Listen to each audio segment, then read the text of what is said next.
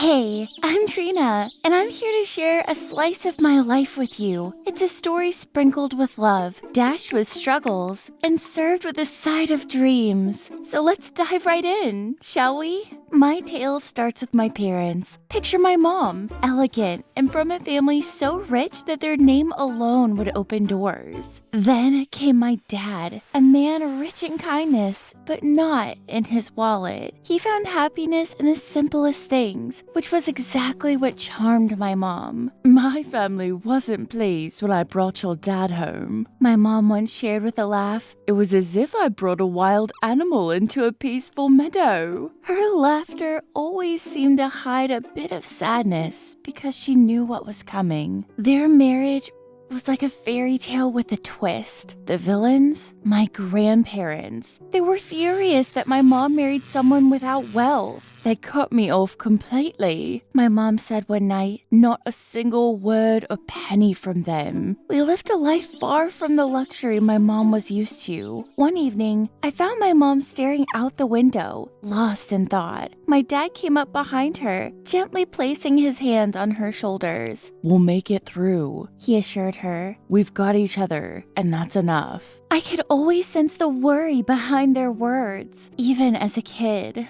I always dreamed of having a sibling to share adventures with. At dinner one night, I finally asked, "Mom, Dad, can I have a sibling?" The room fell silent. They shared a look that seemed to say so much. "Trina, sweetheart," my dad began, "we wish we could give you everything, but," my mom added, "we're just getting by. We can't think about another child right now." And just like that, my hopes for a brother or sister vanished. So at school, Eric was my right-hand man. Despite both of us coming from backgrounds that were more about stretching dollars than splashing cash, we found our own ways to make every day an adventure. It was as if we had our own secret recipe for fun, one that didn't cost a penny. Take our DIY movie nights, for example. We couldn't afford the cinema, so we turned his garage into our private theater. "Welcome to the premiere of the garage screen," Eric would announce, draping a white sheet over the wall and balancing his family's old projector on a stack of books. Armed with a bowl of microwave popcorn and a couple of sodas, we'd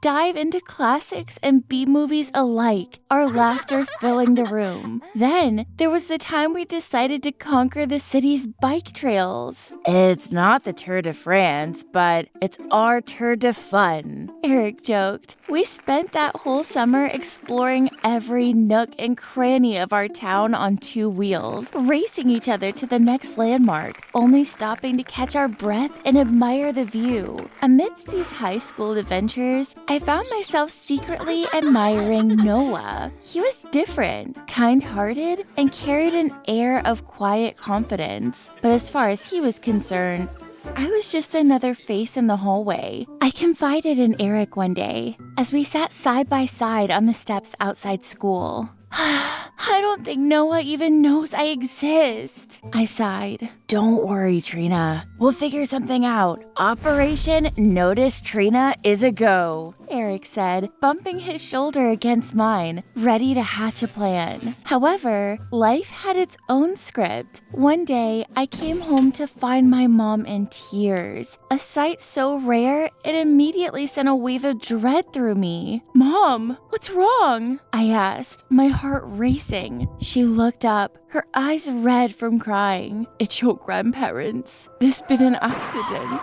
They didn't make it." Just like that, my grandparents, whom I'd never met because of a family feud, were gone. In that moment of grief, my mom made a decision. "I have to go to the house," she said, wiping away her tears. It was a place filled with memories, both good and bad, a place she hadn't seen in years. So we were off, heading into a part of my mom's past that I knew only from stories. As we approached my grandparents' house, the neighborhood around us shifted dramatically. The streets became lined with towering mansions, each more grandiose than the last. It felt like we had entered a completely different part of the city, far removed from the comfortable simplicity of home. Stepping inside the house was like entering a scene from a movie. The grandeur of everything was overwhelming, with pristine furnishings and an air of elegance that Eric and I could only dream of. It was a stark contrast to our world, filled with hidden stories and a sense of history that lingered in the air. As we entered, a solemn-looking butler handed my mom a small urn. "Your parents' ashes." My mom clutched the urn to her chest, tears welling up in her eyes again. Before we could even take in the grandeur of the foyer, a pair of lawyers approached us. "Mrs. Thompson, if you would follow us, please," one of them said, gesturing towards a door I hadn't noticed before. Minutes stretched into what felt like hours. Dad paced back and forth while I tried to imagine what was happening behind the door. Finally, Mom emerged, her face a complex tapestry of shock, sorrow, and a hint of relief. She held a letter in one hand.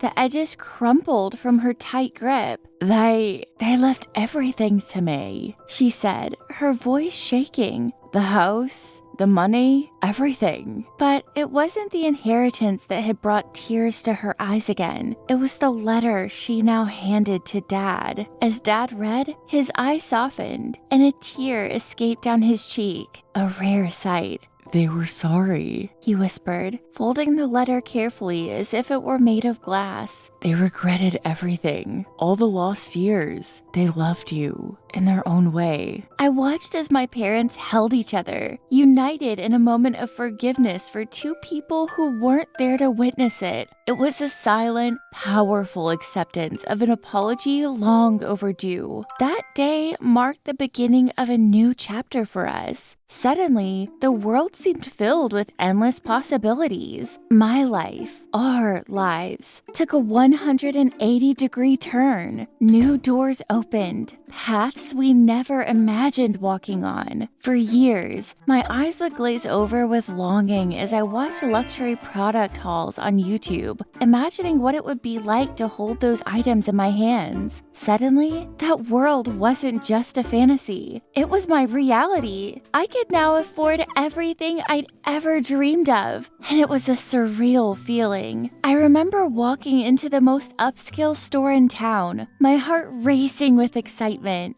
"I'll take one of these, and oh, this one too," I found myself saying, pointing at designer bags and shoes I'd only seen through a screen before. The sales staff treated me like royalty, a far cry from the window shopping I was used to. It was exhilarating, yet a part of me couldn't help but feel it was all a bit too much, too fast. Returning to school after the summer vacation was like stepping onto a movie set where I was the star. My new wardrobe turned heads, and whispers followed me down the hallways. I had become a head turner overnight, and the attention was overwhelming. Eric's reaction was the most grounding. He looked at me, a mix of astonishment and amusement in his eyes. "Trina, is that you? I don't know if I should console you or congratulate you," he said, his familiar grin spreading across his face. We both burst out laughing, a reminder of the friendship that no amount of money could change. The most surprising moment came just as I was about to leave school, my driver waiting by the curb in a car that screamed luxury. Noah, the very same Noah who had never noticed me before, approached me with a nervous smile. "Hey, Trina, I was wondering if you'd like to go to prom with me," he asked, his voice hopeful. I was stunned. Noah asking me out? It felt like a dream. "Yes," I replied, my heart fluttering with excitement. And just like that, we started dating. Life had taken a turn I never expected, painting my high school experience with colors I hadn't even known were missing. Living in the whirlwind of my newfound lifestyle with Noah was like being in a different universe. We were always on the move, experiencing the kind of dates I'd only ever fantasized fantasized about. My days were a blur of excitement, so much so that I began to sideline the very friendships that had been my anchor. Calls and texts from Eric, once the highlight of my day, became notifications I'd swipe away, always promising myself I'd get back to him later. But later never came. One afternoon, amidst the laughter and lighthearted chatter with Noah, my phone buzzed. It was Eric again, but this time, his message felt like a cold splash of reality. "Hey, Trina, we used to hang out because we genuinely enjoyed each other's company.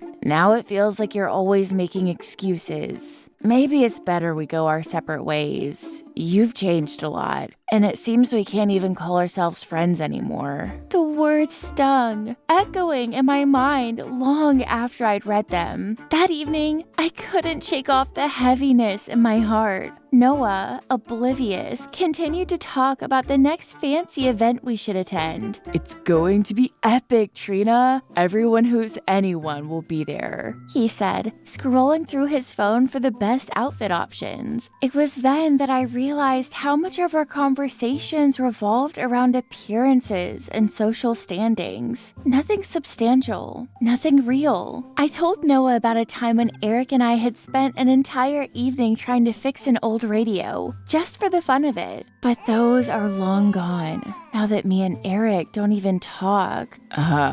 "Oh, yeah, sure," Noah replied, not looking up. "But back to the gala. I think you should wear—" "Eric would have listened," I blurted out. Noah finally looked up, confusion etched across his face. "Eric? Who cares about him? We're talking about us, Trina." It was the last straw. The realization hit me hard. My relationship with Noah lacked the depth and connections I'd shared with Eric. I missed my friend terribly. The laughter, the shared moments of genuine happiness, the comfort of being understood without having to say a word. It was all missing with Noah. I needed to make things right. "Noah, we need to talk. I don't think this is working out."